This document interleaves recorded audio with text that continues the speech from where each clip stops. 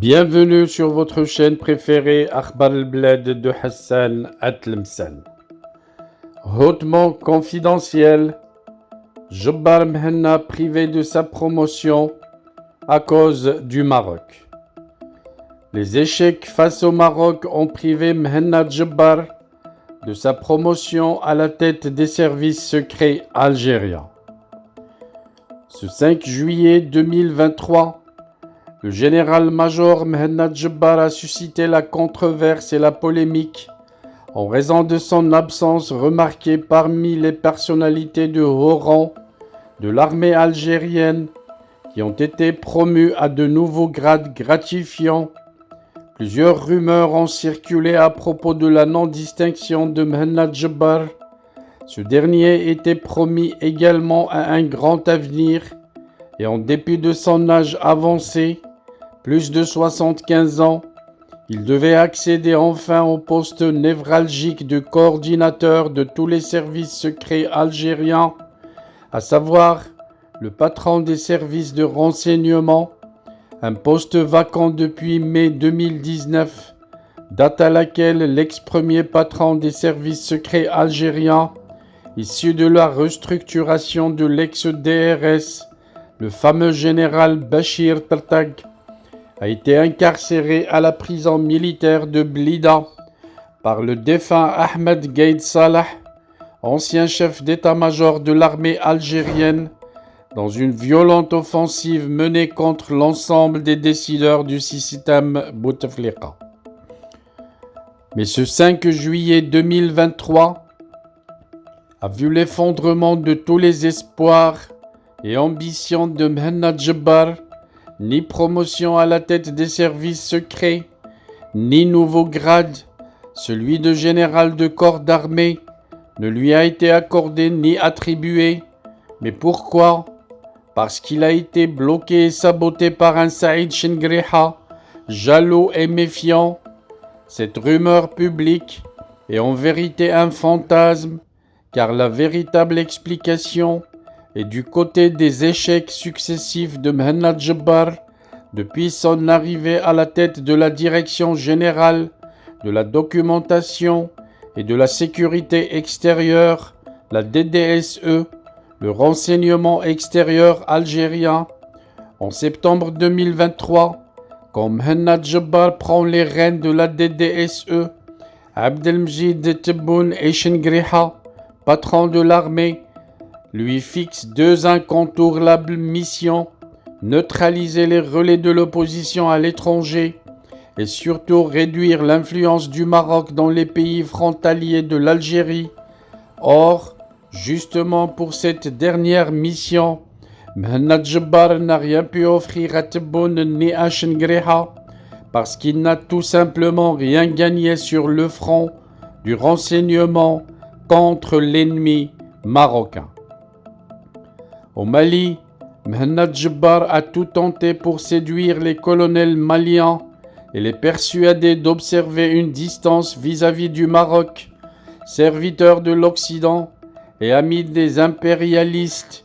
Aucun résultat n'a été récolté puisque les intérêts marocains économiques et politiques n'ont pas été gelés ni menacés par les dirigeants maliens qui ont refusé de céder au chant de sirène d'Alger.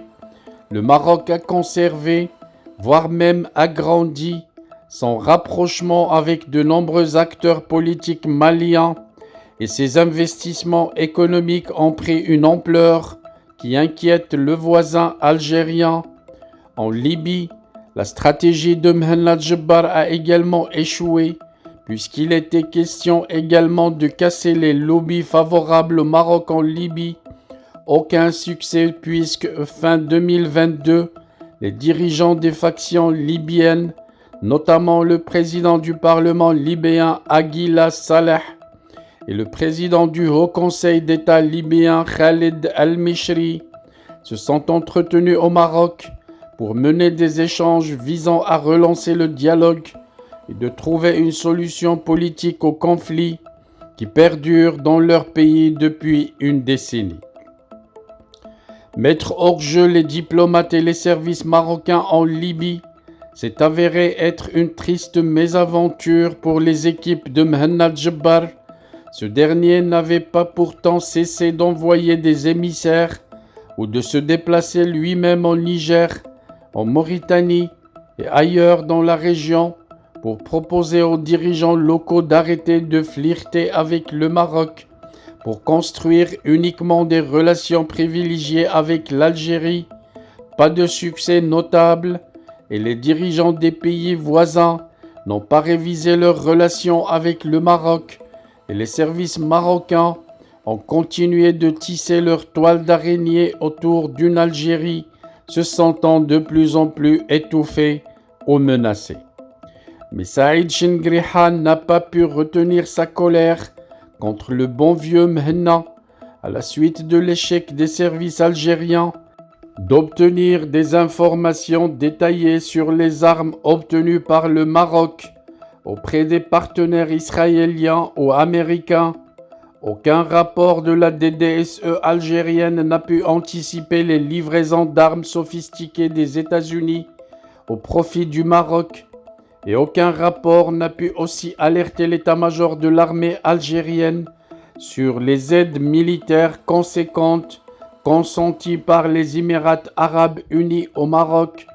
Ce sont toutes ces mauvaises performances qui ont convaincu Tebboune et Chengriha de ne pas trop placer leur confiance dans la personne de Mhenna Djebbar, dont la légende mythique entretenue durant de longues décennies ne semble guère trouver une quelconque écho dans la réalité implacable du terrain.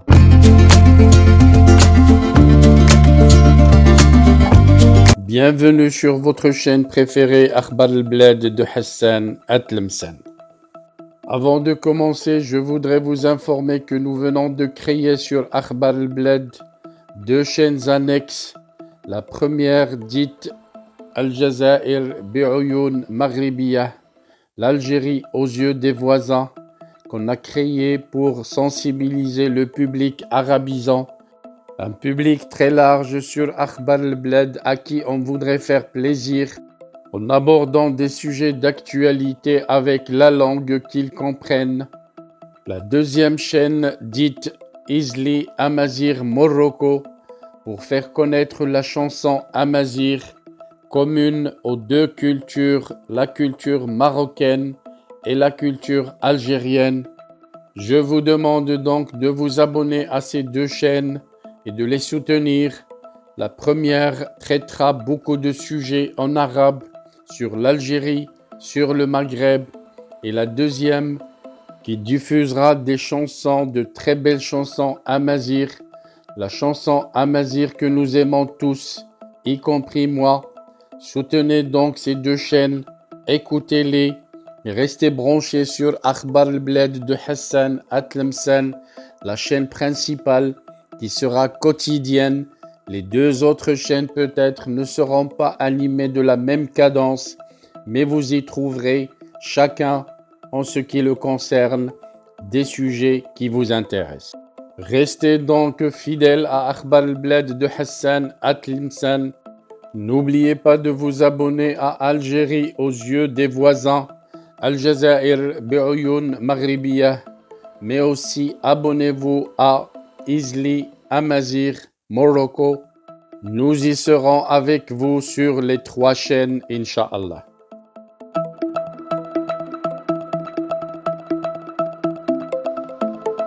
Bienvenue sur votre chaîne préférée Akhbar al-Bled de Hassan Atlemcen. Avant de commencer, je voudrais remercier Monsieur Salem, l'abonné qui a choisi de devenir membre à part entière de la chaîne Akhbar al-Bled de Hassan Atlemcen. Merci également aux autres abonnés. Si vous ne désirez pas devenir membre à part entière et participer au développement et à l'amélioration de la chaîne, vous pouvez continuer comme simple abonné. C'est gratuit. Vous aussi, vous pouvez souscrire à la chaîne et devenir membre à part entière de la chaîne Akhbar al-Bled de Hassan Atlemcen.